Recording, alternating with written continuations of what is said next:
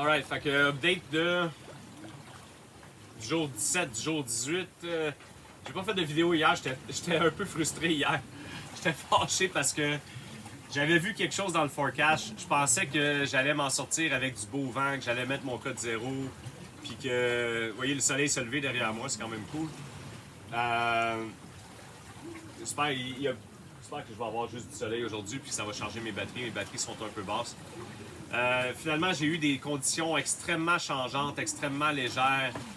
Même pas assez pour garder la bombe à côté. Puis là, ce qui arrive, c'est que le bateau penche d'un côté, ça crée assez de vent pour ramener la bombe dans le milieu. Puis là, quand le bateau vient repencher de l'autre côté, ça donne un coup sur la bombe, puis on sent des coups dans le gréement partout. Ça semble un peu... Ça peut sembler bénin si vous... Mais c'est très mauvais pour le bateau. Parce qu'à chaque fois que ça donne un coup, c'est comme... Ça vient amplifier toutes les forces qu'il y a sur le bateau d'un coup. Éventuellement, il ne faut pas laisser ça aller trop parce que ça peut finir par briser un bateau. Ça met beaucoup de stress sur tout le gréement. J'ai été là-dedans toute la journée hier à essayer d'ajuster la voile pour quand même avancer. Puis pas perdre trop de temps, mais en même temps, puis tout ça était un peu inutile. J'ai réussi à faire quand même 80 000 hier. En journée 17, j'ai réussi à faire 100 000. C'était les 2 journées les moins où j'ai fait le moins de millage dans le voyage. C'est normal. C'est normal dans cette zone-ci. Le forecast, c'est ce qu'il disait. Il disait prévisions légères et changeantes. Ben, j'ai eu des prévisions légères et changeantes. Moi, j'ai tendance à essayer de me battre avec ça pour faire du chemin, mais en même temps, aujourd'hui, j'ai un 10 nœuds parfait, établi, solide, qui va juste augmenter dans le courant de la journée.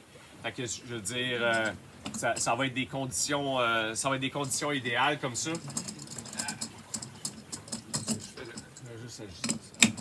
Ça va être des conditions idéales.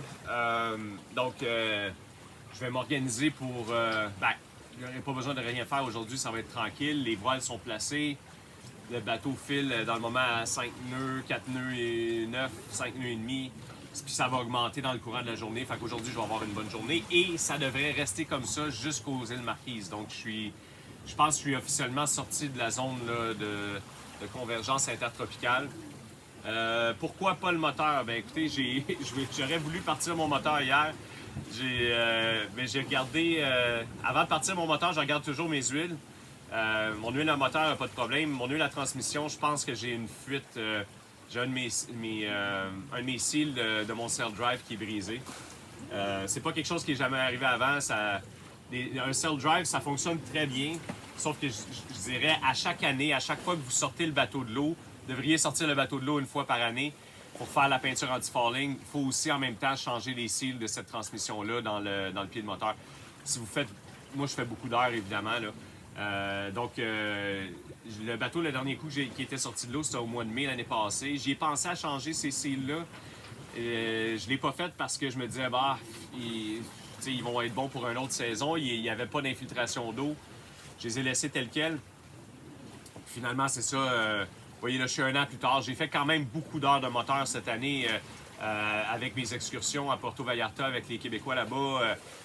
Il y a eu beaucoup de navigation, puis éventuellement, les cils de transmission ont besoin d'être entretenus. Donc, je suis en contact avec il y a une boatyard à Ivaoa. Je suis en contact avec eux pour voir s'ils ne pourraient pas me sortir de l'eau pour me permettre de faire ces réparations-là. Sinon, ça va aller à tapeter. Je vais essayer de le faire à Ivaoa parce que j'aimerais ça profiter des marquises puis des Tuamotus sans penser à ma transmission de moteur. Donc, c'est les nouvelles. Ça devrait, comme je dis, la bonne nouvelle, c'est que je suis dans le vent puis je vais pouvoir rester dans ce vent-là jusqu'à ce que j'arrive aux marquises. Fait que je suis très content de ça. À part de ça a été, comme vous voyez, c'est une mer super calme dans le moment. Puis bon, nonobstant les effets vidéo et tout ça, il n'y a presque pas de vagues. Parce que bon, il y a eu 2-3 jours là, de presque calme absolu.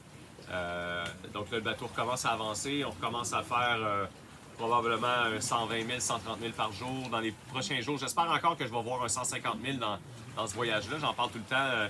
Je sais que mon bateau a ce potentiel-là. Dans le moment, j'ai pas eu des conditions pour faire ça.